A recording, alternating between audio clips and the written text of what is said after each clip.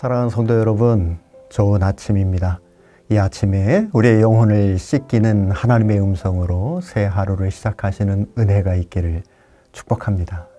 먼저 역대하 24장 4절의 말씀을 읽고 은혜를 나누고자 합니다. 그 후에 요아스가 여호와의 전을 보수할 뜻을 두고, 요아스는 남유다의 20명의 왕 중 8명밖에 되지 않는 비교적 선한 왕으로 인정되는 왕이었습니다. 그는 유다의 유일한 여왕인 아달랴가 민족 대학살을 시행할 때에 여호람 왕의 딸인 공주 여호세바가 숨겨주면서 가까스로 살아남은 뒤 대제사장 여호야다의 보호를 받다가 6살 때에 여호야다가 아달랴를 폐위시키면서 왕위를 얻게 되었습니다.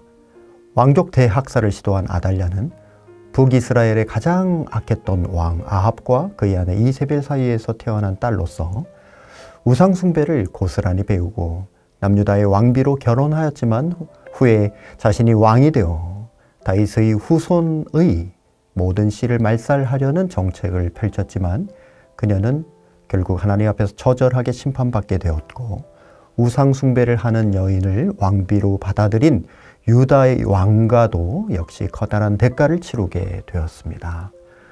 오늘 본문의 주인공 요아스, 그는 즉위할 때에 나이가 7세였기 때문에 제사장 여호야다가 섭정을 맡으며 즉위 23년째 되는 해에는 헌금을 모아 아달랴 때에 훼손되었던 예루살렘 성전을 수리하면서 하나님을 잘 섬기는 모습을 보여주었습니다.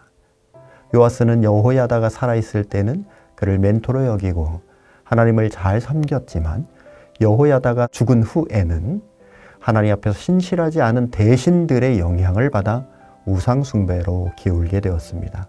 역대하서에서는 아람이 침공 직전에 여호람의 멘토였던 제사장 여호야다의 아들인 스가랴가 요아스의 우상 숭배를 비판하자 요아스가 스가랴를 처형하여 은혜를 원수로 갚게 되었습니다.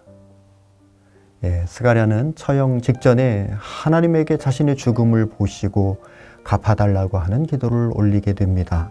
그 결과로 이후 남유다가 아람의 침략을 받자 요아스는 군사를 이끌고 막으러 갔으나 대패하고 전투에서 심한 상처를 입게 되었습니다. 요아스는 이때 예루살렘이 약탈당한 뒤 반란군에게 살해당하게 됩니다. 요아스는 이처럼 그의 인생의 전반부는 여호야다와 같이 하나님 앞에 신실한 제사장의 영향을 받아서 하나님을 잘 섬겼지만 그의 인생의 후반부는 하나님 앞에 신실하지 않은 대신들의 영향을 받아서 우상 숭배의 길을 걷게 되는 모습을 볼 수 있습니다. 우리는 매일 하나님의 말씀을 듣고 주시는 교훈을 가지고 기도해야 합니다. 오늘 우리는 요아스의 인생을 보면서 나와 내 가정을 위한 기도를 어떻게 해야 할지 교훈을 얻을 수 있지 않겠습니까? 그 첫 번째 주시는 교훈은 만남의 축복을 위해 기도해야 합니다. 요아스는 그의 어린 나이에 여호야다와 같은 신실한 제사장을 만나 하나님이 기뻐하시는 왕으로서 살아갈 수 있었습니다. 그의 선택은 아니었지만 하나님의 선한 계획하심 속에 순응했던 인생의 결과였습니다. 이러한 만남이 우리 인생을 얼마나 축복되게 하는지 알 수 있게 됩니다. 직장과 사회에서 사람 잘못 만나면 일이 뒤틀리고 사기꾼 만나면 사기당하고요. 도둑을 만나면 도둑을 맞습니다. 좋은 배우자와의 만남은 우리를 보다 성숙해질 수 있게 합니다. 좋은 스승, 좋은 친구, 그리고 좋은 목회자를 만나는 것은 너무나 큰 축복이지요. 나라도 좋은 지도자를 만나야 민족의 미래가 밝습니다. 특히 교회 안에서는 좋은 멘토를 만나는 것이 얼마나 귀한 일인지 모르겠습니다. 우리 교회의 귀한 훈련 가운데 새사김반의 훈련자 또는 새생명반 훈련 담당 목사님을 잘 만나고 도전받으며 변화받는 분들을 보면 교회에 너무 잘 적응하실 뿐만 아니라 생생한 감동이 있는 신앙생활을 이어가시는 것을 보게 됩니다. 뿐만 아니라 진정으로 우리의 삶을 풍요롭게 하는 것은 하나님과의 만남입니다. 더 나아가서 마음 깊은 곳에서 하나님과 내 영혼이 만나는 것이 가장 좋은 만남입니다. 크리스천 투데이의 사설 가운데 이런 글이 있더군요. 독일의 물리학자 아인슈타인 박사는 이렇게 말했다고 합니다. 세상을 보는데 두 가지 방법이 있다. 한 가지는 모든 만남을 우연으로 보는 것이고 다른 한 가지는 모든 만남을 기적으로 보는 것이다.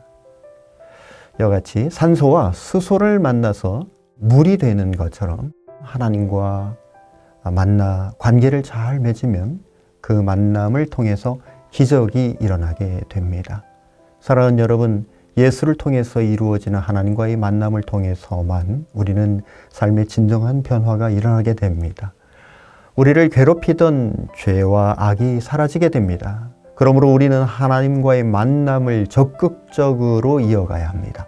이사야 55장 6절 말씀처럼 너희는 여호와를 만날 만한 때에 찾으라, 가까이 계실 때에 그를 부르라 라고 말씀했습니다. 인생이 곤고해지셨습니까? 여러분의 마음이 가난해지셨습니까? 바로 그때 인생의 즐거움이나 세상의 방법을 찾는 것이 아니라 하나님이 가까이 계심을 믿고 그분을 부르는 것입니다. 적극적으로 나아가는 것입니다. 예배의 자리로 나아가는 것입니다. 찬양의 세계로 들어가는 것입니다. 기도의 시간으로 우리의 시간의 여백을 채우는 것입니다.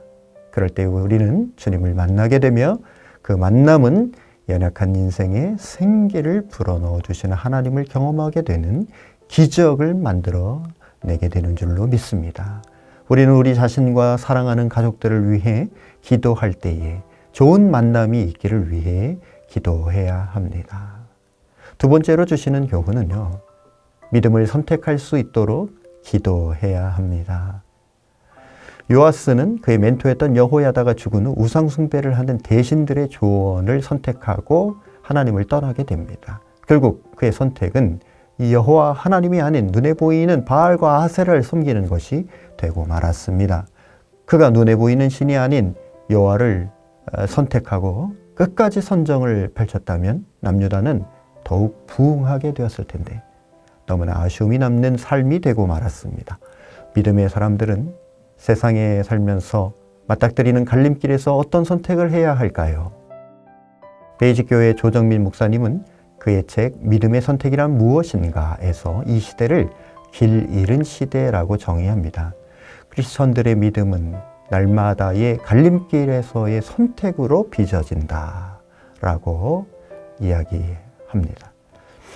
창세기에 나오는 믿음의 사람들을 보면 갈림길에서 하나처럼 믿음의 삶을 살아가는 것을 볼 수 있지요. 신앙인의 삶은 믿음으로 선택하는 삶이라고 하는 것입니다. 믿음의 선택이라고 하는 것은 곧 여호와를 경외하는 것이며 오직 그분을 따르는 순종의 결단입니다.